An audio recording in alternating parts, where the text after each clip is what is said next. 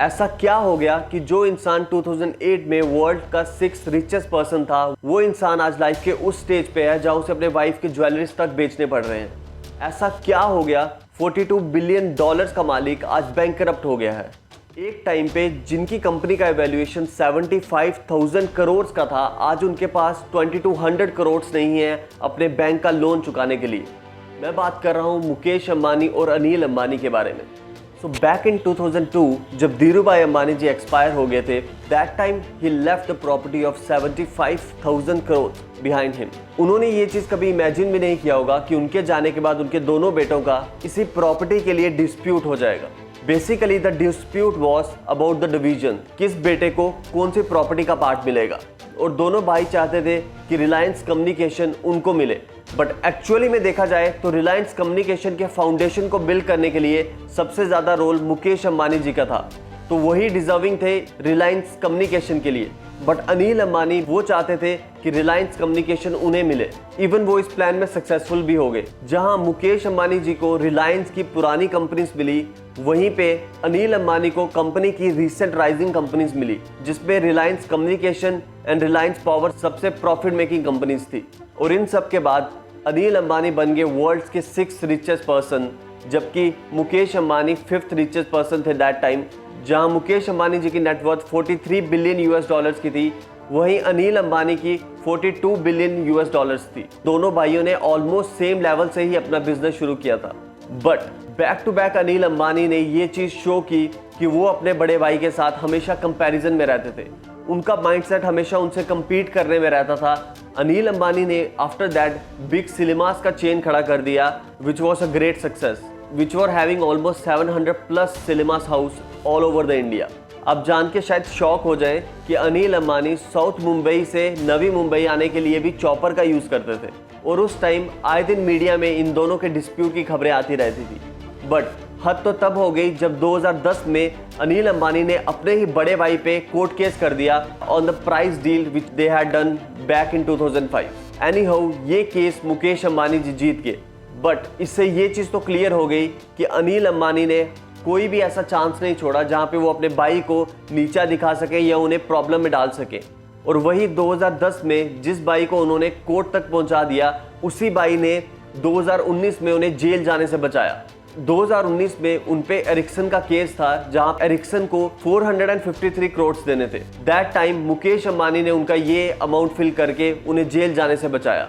जहां मुकेश अंबानी जी का फोकस अपने सक्सेस को और अपने बिजनेस एम्पायर को बढ़ाने में था, वहीं पे अनिल अंबानी का फोकस हमेशा अपने भाई पे रहता था कि वो क्या कर रहा है, और हमेशा उनके साथ कंपैरिजन में रहता था। और कंपैरिजन और जेलस की वजह से आज उन दोनों में डिफरेंस हम देख सकते हैं। कहानी में यू टर्न आता है 2015 में, जब मुकेश अंबानी ने जियो को लॉन्च किया। यारों आप सोच के देखिए, रिलायंस इंडस्ट्रीज जो 2002 से मार्केट में है और जियो इंडस्ट्रीज जो 2015 में आई है, किसके लिए मार्केट में सरवाइव करना ज़्यादा इजी था? ऑफ कोर्स रिलायंस के लिए, बिकॉज के पास मार्केट एक्सपीरियंस ज़्यादा था, मार्केट क्लाइंट्स ज़्यादा थे, और मार्केट में उनकी पोजीशन काफ़ी पुराने टाइम से थी। जहां रिलायंस मार्केट की किंग थी, वहीं अपनी मिसमैनेजमेंट की वजह से वो 3 सालों में ही 98% के लॉस पे आ गई, और यहीं से अनिल अंबानी का बुरा वक्त शुरू हो गया। सिर्फ यही नहीं, आफ्टर दैट उन्हें अपने बिग सिनेमास तक बेचने पड़े, बिग टीवी और बिग एफएम के शेयर्स भी उन्हें जी टीवी को बेचने पड़े, जस्ट अपने लोन्स चुकाने के लिए। और सबसे बड़ा झटका तो तब लगा अनिल अंबानी को, जब उन्हें अपनी सबसे profit making company Reliance power को भी अदानी पोर्ट्स को बेचना पड़ा। और आज हालत आपके सामने है। वो इंसान जो वर्ल्ड के 6th रिचेस्ट पे रैंक कर रहा था, आज वो इंसान बैंकरप्ट हो गया है।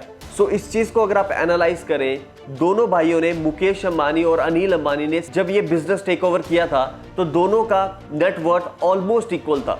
जहां मुकेश अंबानी 43 बिलियन डॉलर्स पे थे, वहीं अनिल अंबानी 42 बिलियन डॉलर्स पे थे। But still Anil Ambani profit में थे, जस्ट बिकॉज की जो कंपनीज उन्होंने सेलेक्ट की थी, that was the most rising companies of the time. वो उस चीज को मेंटेन नहीं रख पाए, अपनी मिसमैनेजमेंट की वजह से आज उन्होंने सब गवा दिया है। सो अगर इसे हम नटशेल में एनालाइज करें, तो मुकेश अंबानी जी की जर्नी 43 बिलियन से आज 87 बिलियन पे पहुंच गई है। वहीं अगर अनिल अंबानी जी की बात कर लीजिए, सो बिजनेस इनसाइडर के रिपोर्ट से 2019 में उनकी नेटवर्थ थी 1.7 बिलियन। सेम लेवल पे स्टार्ट करने के बाद भी मुकेश अंबानी आज 43 बिलियन से 87 बिलियन का एम्परर खड़ा कर चुके हैं और वहीं अनिल अंबानी 42 बिलियन से 1.7 बिलियन के नेटवर्थ पे थे।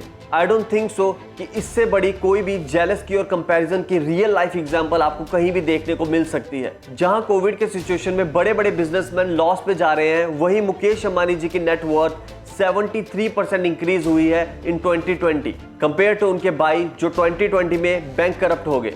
सो ये बात तो क्लियर है कि मुकेश अंबानी का विजन और उनके बिजनेस स्किल्स अमेजिंग है।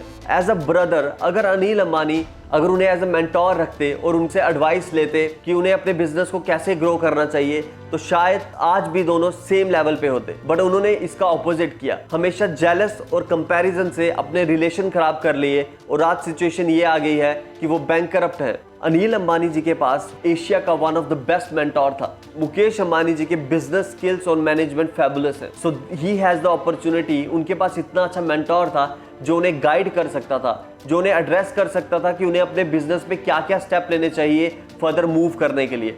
बट उन्होंने किया क्या?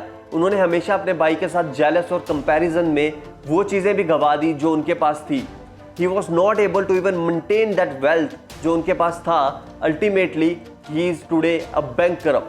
So I hope इस रियल लाइफ एग्जाम्पल से आप ये चीज़ समझ पाए होंगे कि जेलस आपकी लाइफ को किस हद तक स्पॉइल कर सकती है। So इस वीडियो को लाइक कीजिए, अपने फीडबैक्स को नीचे कमेंट सेक्शन में लिखिए और do subscribe for such more videos. See you in next video. Till that time, stay happy and keep your aim at chasing the nearest mark to perfection.